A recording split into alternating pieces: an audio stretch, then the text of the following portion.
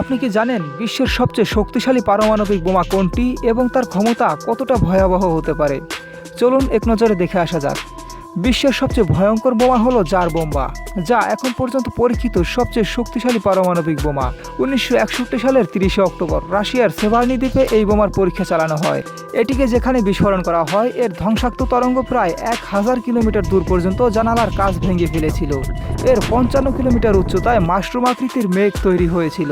বিস্ফোরণ স্থলের 35 কিলোমিটার ব্যাসার্ধের মধ্যে সবকিছুই সম্পূর্ণরূপে ধ্বংস হয়ে গিয়েছিল। দ্বিতীয় বিশ্বযুদ্ধের পরে জাপানের হিরোশিমা ও নাগাসাকিতে আমেরিকার ফেলা সেই পারমাণবিক বোমার প্রায় 3300 গুণ বেশি শক্তি ছিল এই বোমায়, যা এটিকে মানব ইতিহাসের সবচেয়ে বড় পারমাণবিক বিস্ফোরণ করে তোলে। তবে এটি মূলত একটি প্রদর্শনীয় পরীক্ষা ছিল এবং এই বোমা আজ পর্যন্ত কোনো যুদ্ধেই ব্যবহার করা হয়নি। আর এই শক্তিশালী বোমাটি বর্তমানে রয়েছে রাশিয়ার কাছে। ভিডিওটি ভালো লাগলে ভিডিওতে একটা লাইক দিয়ে চ্যানেলটি সাবস্ক্রাইব করে দেবেন।